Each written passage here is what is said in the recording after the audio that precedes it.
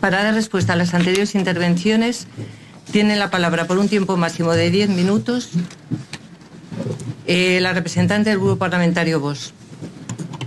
Señora presidenta, buenos días a todos. A mí esto me parece una vergüenza lo que está aquí pasando. Esto es un auténtico boicot al compareciente. Yo no sé por qué, señora presidenta, usted no le ha dado el tiempo que corresponde, por qué cualquier compareciente puede venir y exponer su caso, pero este señor que ha sufrido una barbaridad no puede hablar de lo que a él le ha pasado, porque la izquierda así lo plantea y usted así lo admite. ¿Me puede explicar por qué no le ha dado su tiempo?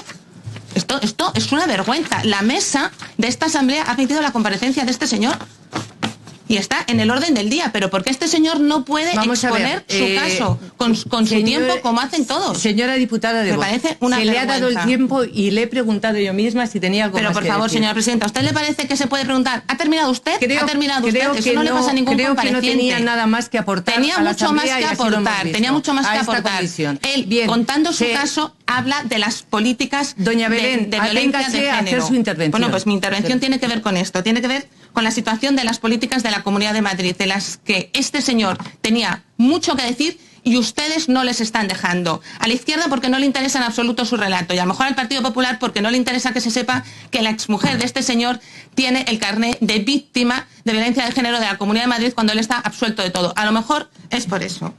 Bien, pues nada, pues buenos días a todos. Y hoy, bueno, hoy sí que podemos decir a todos, claro, no como en la anterior sesión en la que, como supongo sabrá, el compareciente, el Grupo Parlamentario Socialista decidió huir. No sabemos muy bien por qué ha decidido quedarse. Bueno, supongo que porque tenían este boicot en marcha en colaboración con el Partido Popular.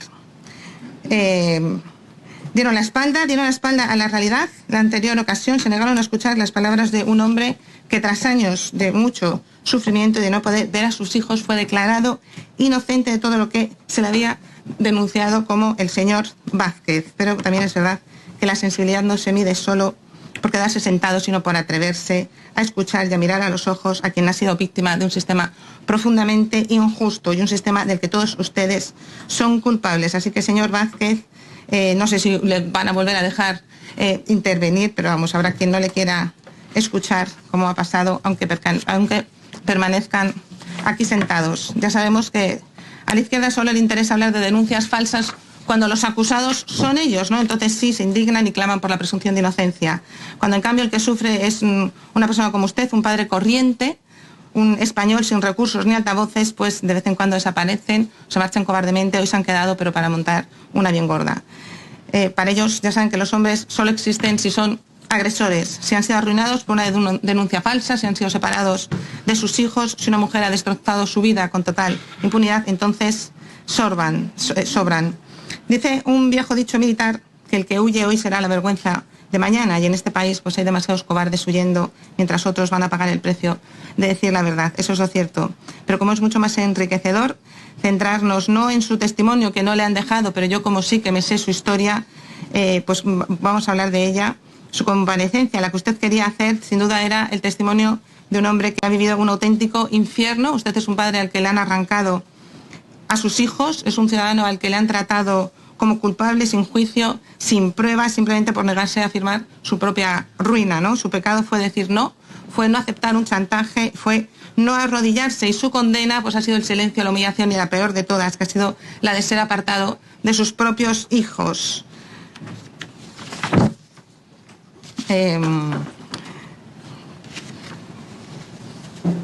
Ya, es que con este lío que han armado ya no sé ni qué decirle, porque claro, como no le han dejado exponer un montón de cosas.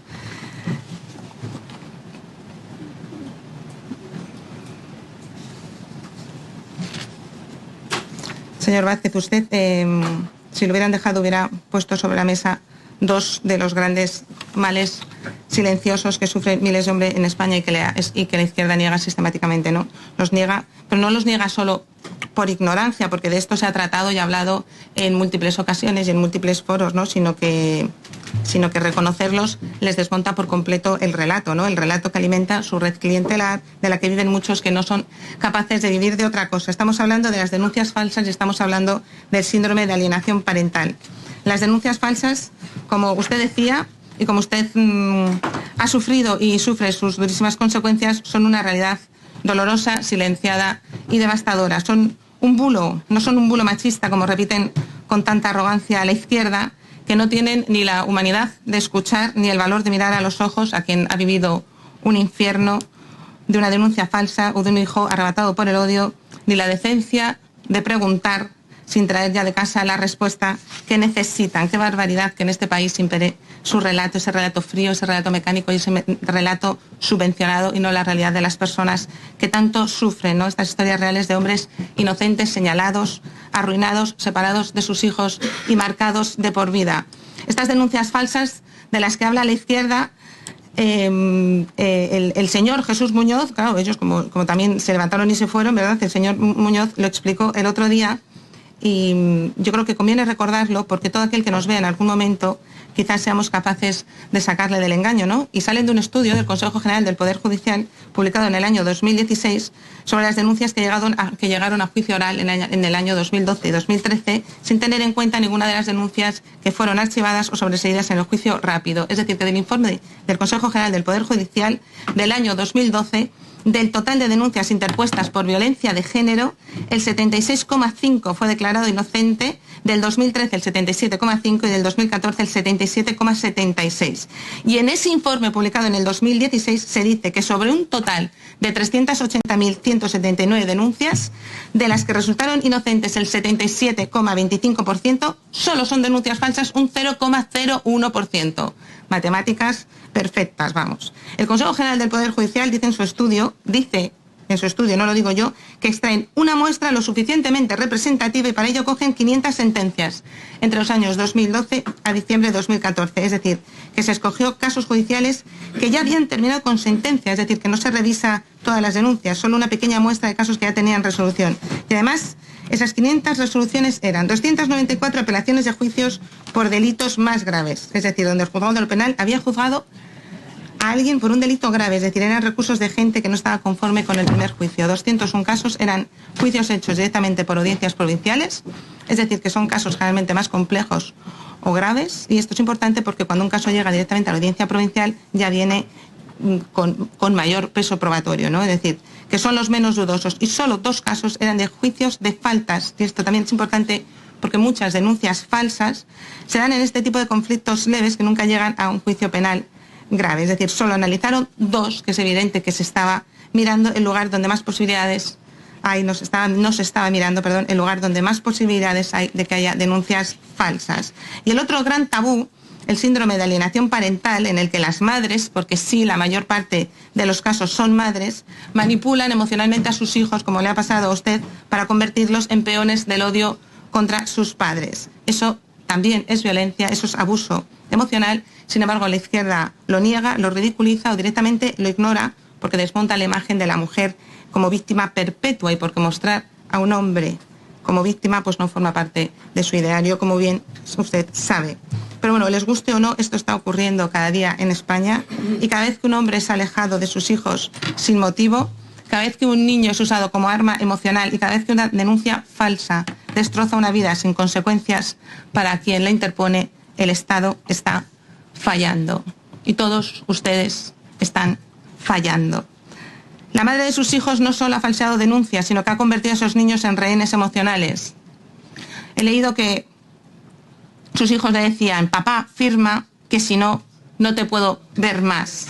Y resulta muy grave que además que todo esto ha tenido 0 consecuencias, ¿no? 0, porque en esta España del consenso progre, pues ya sabemos que quien manipula, quien miente, quien arruina vidas, si es mujer, se convierte en intocable. Y en el caso de la suya, mucho más. Es un caso que además ha sido premiada con el carnet de víctima de violencia de género de la Comunidad de Madrid. Señoría, ha consumido su tiempo, tiene que terminar. Sí, termino. Es que su caso deja al descubierto una verdad muy incómoda, y es que existe una auténtica industria de la violencia de género, pero más pronto que tarde tendrán que explicarnos cómo se conceden los carnets de víctimas de violencia de género en la Comunidad de Madrid y cuáles son los criterios que se siguen. Muchísimas gracias por venir, señor Vázquez, y siento enormemente el espectáculo que tiene que presenciar. Muchísimas gracias. Muchas gracias, señor.